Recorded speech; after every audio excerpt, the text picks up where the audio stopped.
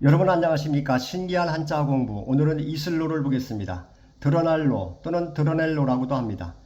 여기서 이슬이란 말은 공기 중의 수증기가 기온이 내려갈 때 엉겨서 생기는 물방울이죠. 비유 표현으로 눈물이라고도 합니다. 그러면 이슬로, 장도노미에서 노가 됩니다. 네이버 사전에서는 장도노미를 머리는 감췄는데 꼬리는 드러냈다라고 되어 있습니다. 즉 들통날까봐 속으로 감추면서 벌벌 떨며 조심하는 것이죠. 그러면 여기서 쉬어가는 의미에서 들통날까봐 들통나다란 말을 살펴보겠습니다.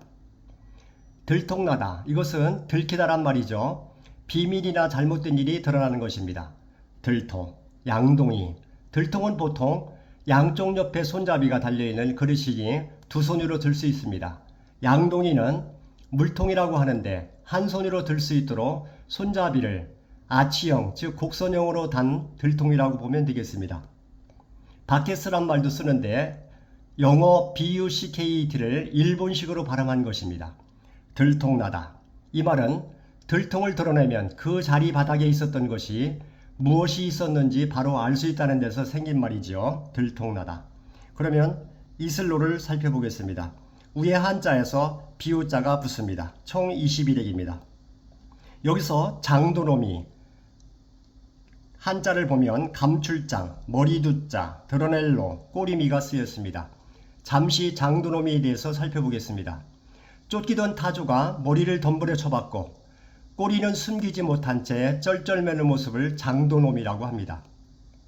이 말은 진실을 숨기려고 하지만 거짓의 실마리는 이미 드러났다는 것이죠. 비슷하게 꿩도 그렇습니다. 꿩은 쫓기면 꼬리는 내놓은 채 머리만 쳐박죠. 꿩은 머리만 풀에 감춘단 말이 생겼습니다. 꿩을 왜 꿩이라고 부를까요? 울음소리가 꿩꿩 하고 울기 때문이죠. 수컷을 우리가 장기라고 합니다. 한자로는 웅치. 암컷은 까투리라고 하죠. 한자로는 자치라고 합니다. 그러면 새끼꿩과 관련된 꺼벙이란 말도 알아보겠습니다. 새끼꿩을 꺼병이라고 합니다. 꺼병이. 이 말은 꿩병아리가 꿩병이가 된 것입니다. 꿩병이를 빠르게 말하다 보니 꺼병이가 된 것입니다. 꺼병이는 걷는 모습이 우스꽝스럽고 움직임도 굼뜨고 어벙해서 멍청한 사람을 꺼병이에 빗대서 말하게 된 것입니다. 허우대, 즉 체격만 크고 엉성해 보이는 사람을 우리가 꺼벙이라는 말을 하게 된 것은 여기서 온 유래입니다. 그러면 이슬로, 위에 한자에서 전체가 비우자와 그리고 길로자 두 개로 이루어진 한자가 이슬로입니다. 이때 아랫부분 길로자는 통행이 빈번한 길, 도로를 가리킵니다. 발족자와 각각각이 쓰였습니다. 발족자는 성을 향해 진격하는 모습을 그렸다고 합니다. 각각각은 발이 입구에 도달하는 모습이라고 하네요. 참고하시면 좋겠습니다. 그러면 위에 한자를 기억해 보겠습니다. 비우자는 저는 건투로 기억하면 됩니다. 한자 혁신에서는 수건건을 기본으로 합니다. 한일자가 있는 몸에 두른다는 두를 잡자는 건을 강조해서 건으로 기억하면 되겠죠. 그리고 양쪽에 한일자가 나란히 있으면 완, 두이자가 나란히 있으면 투. 그래서 비우자 안에는 투가 있습니다. 건투로 기억하면 비우자를 기억할 수 있습니다. 비. 그리고 발족자는 언뜻 보면 한글 마처럼 보입니다. 마로 기억하셔도 됩니다. 발족자니까 그대로 족으로 기억하면 되겠죠. 비족. 그리고 각각각은 뒤저울 치를 그대로 치로 기억합니다. 치. 그리고 입구.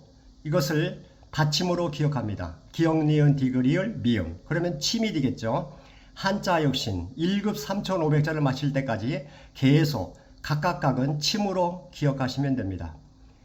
참고로 각각각은 1급 3,500자 안에는 총 14개가 있습니다. 기회가 있을 때 하기로 하겠습니다. 그리고 길로자 전체는 한자 혁신에는 이것처럼 총 3개밖에 없습니다. 참고하시면 좋겠습니다. 그러면 이슬로가 들어있는 한자를 살펴보겠습니다. 탈로, 비밀이 드러나는 것이죠. 토로, 속마음을 죄다 드러내어서 말하는 것입니다. 노출, 보이거나 알 수 있도록 드러내는 것입니다.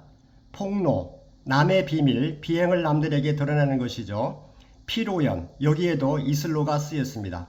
결혼 또는 출생의 기쁜 일을 널리 알리기 위해 베푸는 잔치입니다.